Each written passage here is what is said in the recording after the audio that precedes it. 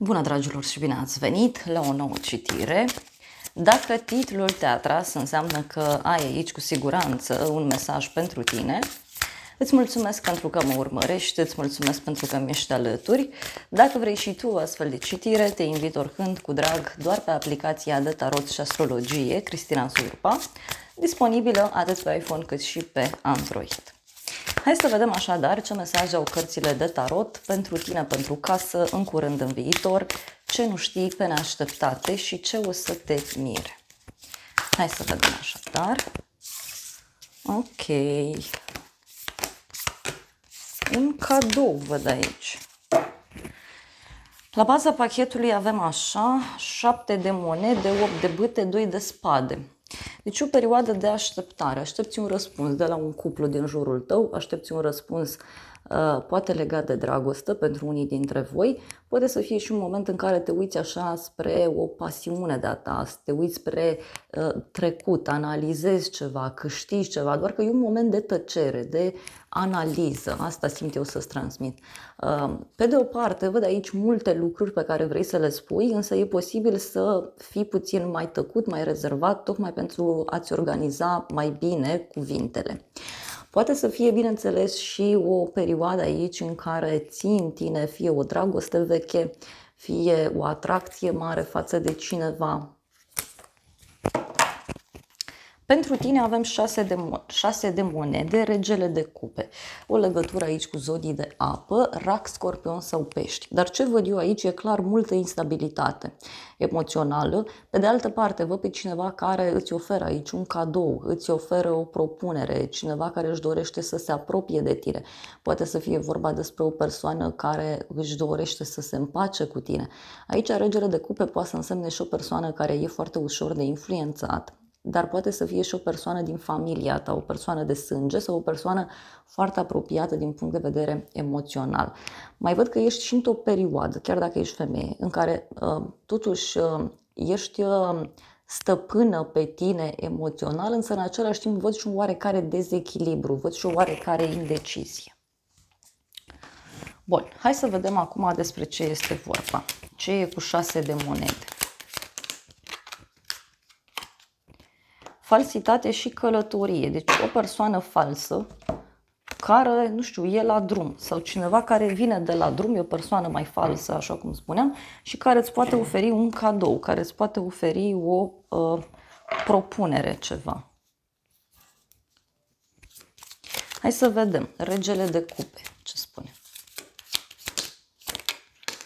Regele de cupe a venit clarificat de o femeie matură, da, și căsătorie. Posibil să fie vorba despre un rege de cupe, un personaj care fie este căsătorit, fie este vorba despre o persoană care este foarte mult influențată de către o femeie. Da? Poate să fie aici, uite, și cineva care e mai retras.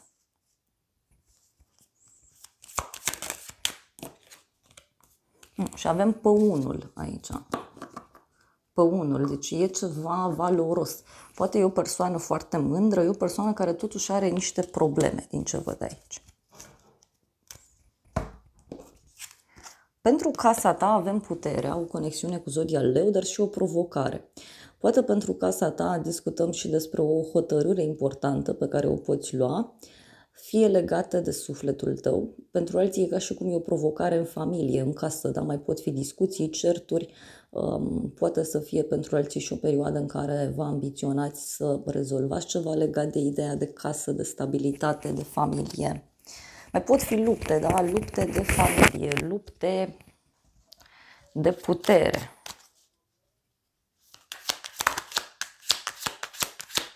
Uite, pentru casa ta, uite, avem îndrăgostitul, deci cineva care vine și îți cântă o serenadă, cineva care vine și te invită undeva.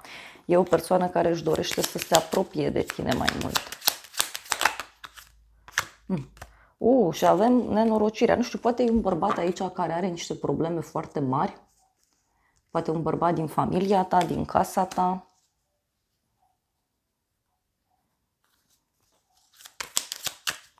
Mai vreau o carte. Avem plăcere, da? Plăcere, o bucurie. Cineva care își dorește poate o întâlnire cu tine.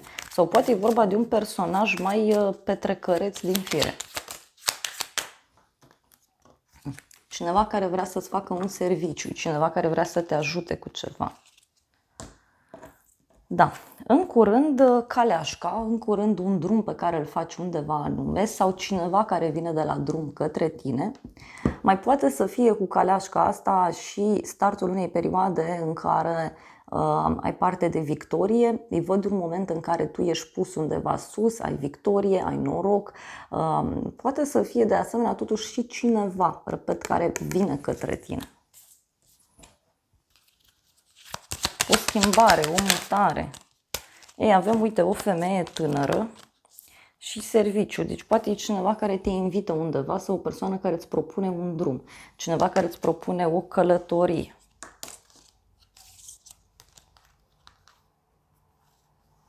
E și cineva care se gândește aici, că e ca și cum că dacă ar veni către tine, ar fi ca la închisoare.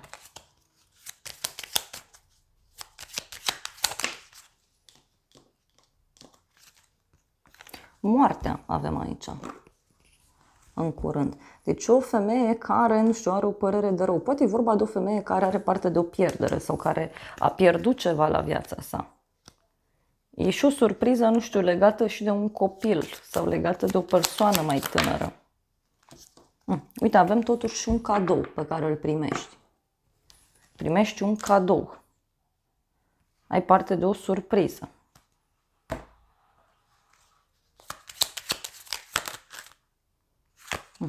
În curând, uite, e cineva care așteaptă un răspuns de la tine, cineva care se gândește la tine cu părere de rău.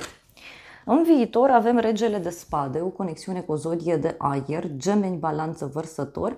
În viitor văd aici o persoană mai dură, mai rece. Este vorba despre o persoană poate mai în vârstă, poate e o persoană cu uniformă, un personaj care are viața foarte bine organizată, are totul foarte bine pus la punct. Omul ăsta e mai șiret din fire, e mai viclean, e mai rațional, ca să zic așa, și probabil din acest motiv, e perceput ca fiind mai rece. Pentru unii poate să fie un inamic pe care eu îl văd aici. În viitor avem banii și cel care negociază. Deci poate să fie cineva care îți propune aici o colaborare, o afacere. Poate să fie vorba despre o persoană care, știu eu, câștigă bani. Sau poate unii așteptați niște bani de undeva anume și aceștia vin. Un personaj mai singuratic ăsta. Uite, avem conversație. Poate e cineva care te invită într-o adunare de oameni. Cineva care te invită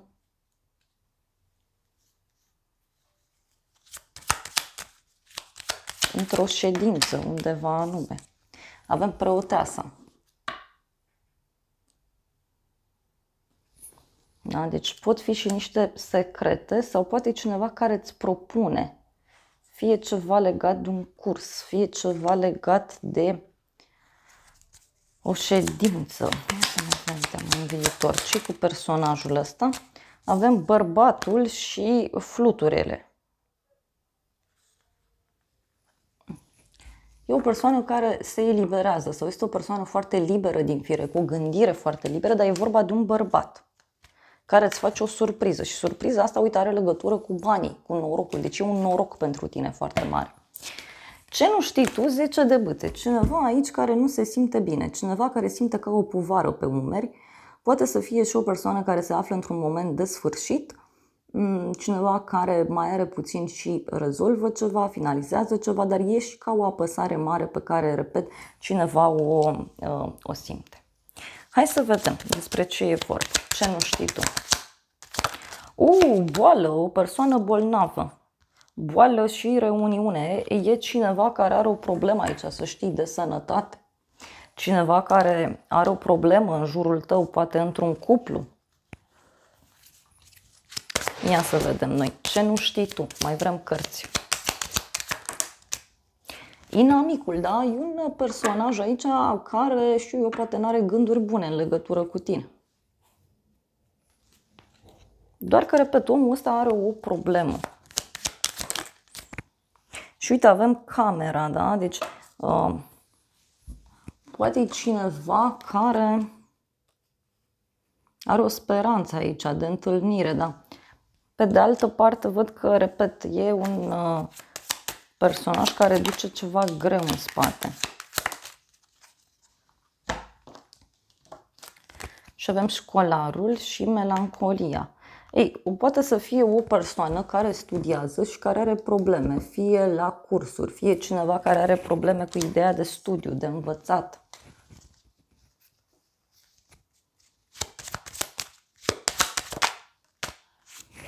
Și cineva care are o speranță aici foarte mare. Are o speranță cum că îi răspunzi la un mesaj. Se pregătește să-ți facă o surpriză. Ia să vedem ce spune oracolul ăsta. Ce nu știi tu? Ce nu știi tu? Avem o hotărâre importantă, da? În dragoste, pe care cineva a luat-o. Un cuplu din jurul tău. Poate e vorba de o răceală în cuplu. Uite, avem căsătoria și schimbarea. Poate un cuplu din jurul tău care trece prin niște momente complicate, pot fi niște prieteni, pot fi persoane din familie. E o problemă aici care ține de un drum sau de o mutare, de o separare. Poate pentru unii e ceva legat și de o victorie pe care oamenii ăștia și-o doresc împreună. Dar totuși e 10 de bâte.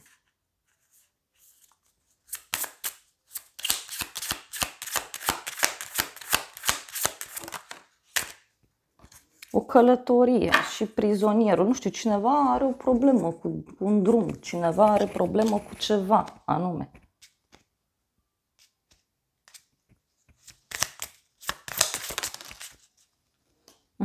Vești supărătoare, vești proaste. Deci cineva care a primit niște vești mai puțin plăcute în jurul tău. Pe neașteptate, regina de bâte, o conexiune cu o zodie de foc, berbec, leu, săgetător. Pe neașteptate văd o conexiune cu o persoană foarte energică, pasională, plină de viață. Pe neașteptate văd aici și o conexiune cu cineva care, uite, îți poate ridica moralul. Este o persoană care te încurajează, este o persoană care ți este alături. Tot regina de bâte, bineînțeles, poate să reprezinte și o femeie foarte stabilă, foarte sigură pe ea, poate să reprezinte și o rivală în unele cazuri. Da? Ia să vedem. E o femeie foarte ambițioasă asta, foarte independentă. Pe neașteptate, gânduri și soldatul. Nu știu, poate e cineva care îți propune o afacere, da? Dar poate să fie și o femeie care e mai dură așa din fir.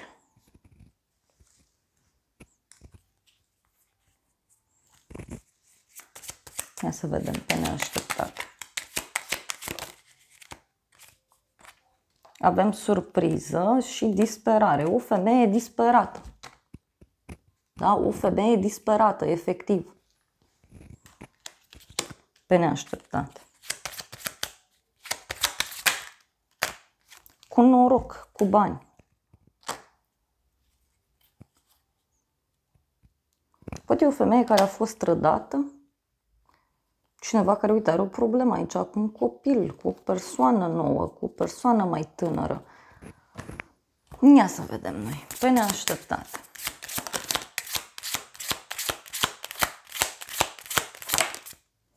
O persoană care, nu știu, se simte obosită, da? Vrea o pauză, vrea să se odihnească.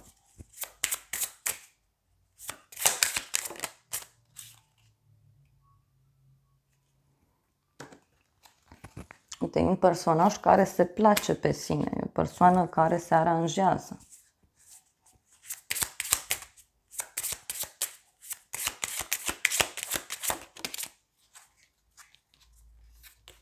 Avem o femeie bogată.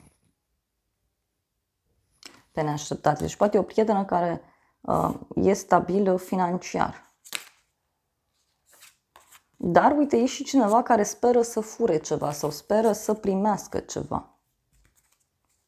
E o persoană de la drum lung sau o persoană care vine de la drum lung. Ce o să te mire în toată povestea asta? 8 de spade, o persoană care e ținută prizonieră, cineva care are probleme cu legea, o persoană care are ca un fel de obsesie, din ce văd eu aici, cu 8 de spade. Ia să vedem. Cineva care e legat. Ei, avem mesaj și hoțul. O persoană care fură sau o persoană care are probleme cu legea. Poate să fie și o persoană care, uite, avem prizonierul totuși. Nu știu, e o persoană care se simte prizonieră, cineva care poate se simte ca la închisoare. Și o să te mire. Și uite, e cineva care vrea consolare de la tine, vrea liniște, vrea iubire, vrea... Ce vrea? Pentru unii poate să fie vorba despre o femeie. Și avem soție. Da. Poate e o prietenă, cineva care are niște probleme.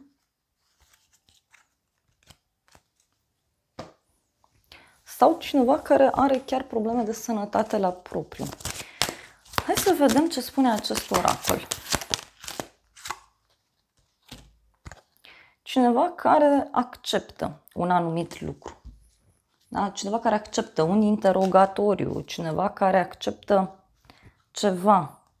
Pentru că, uite, e o persoană care e cam disperată, cineva care conștientizează că nu are siguranță undeva anume.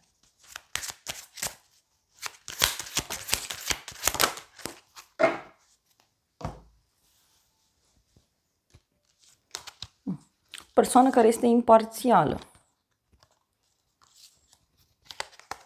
Avem descoperire, cheie și regrete. Tot îmi apare ideea de justiție, ideea de dreptate, ideea de decizie, de judecată, iarăși pentru unii dintre voi. Deci asta e clar aici, că cineva primește o pedeapsă. Ia să vedem ce spune și acest oracol și cu pedeapsa asta. Sau ce sfaturi ți se dau. Ei, avem așa. Frumusețe și fericire. Un lucru frumos este o fericire pentru totdeauna. Fericire normală și afecțiune, da? O persoană devotată. O să îmbrățișez copacul. Da, e o persoană aici care totuși e deschisă și în plan spiritual. Dar mai avem aici și o dragoste la prima vedere care mi apare. Când te văd, simt iubire. Și tu zâmbești pentru că știi. Poate să fie aici și o dragoste la prima vedere care apare. Avem eleganță și răbdare. Natura nu se grăbește, ia totul încet. Interesant. Ia să vedem ce spune tarotul ăsta. Cu surprizele astea. Avem tentația, dorința, inamicul, mesaj și ceartă. Surpriza aici are legătură cu o ceartă, dragilor. Da? Un inamic, o inamică, un personaj care îți dă un mesaj.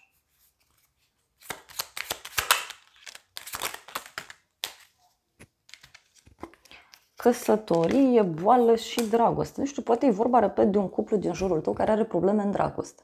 Sau în cuplul tău, da, poate apărea această situație.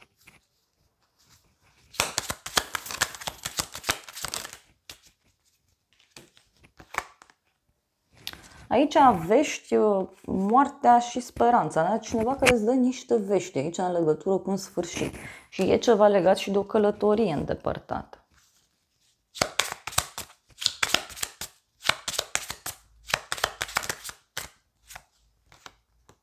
Văduva și hoțul. Poate e cineva care are probleme, fie probleme cu o instituție de stat, cu o haină de stat, fie probleme cu o femeie mai matură, dar e ceva care ține și de bani. Da. Dragilor, acestea au fost previziunile de această dată. Eu vă mulțumesc pentru prezență, dar totuși, cei care ați rămas alături de mine până la final, mai primiți niște mesaje bonus. Da. Ființă, legături, încredere și iubire. Deci, pentru voi, uite, e clar aici niște vești pe care le primiți în legătură cu o relație, o conexiune. Și e un adevăr aici, da? Sau e vorba de o iubire adevărată. Și avem o călătorie și protecție, sănătate financiară. Deci, posibil un noroc care apare de la drum, o veste bună care ține de un drum. Uite, prosperitate pentru tine, dar repet, tot văd niște probleme ale cuiva.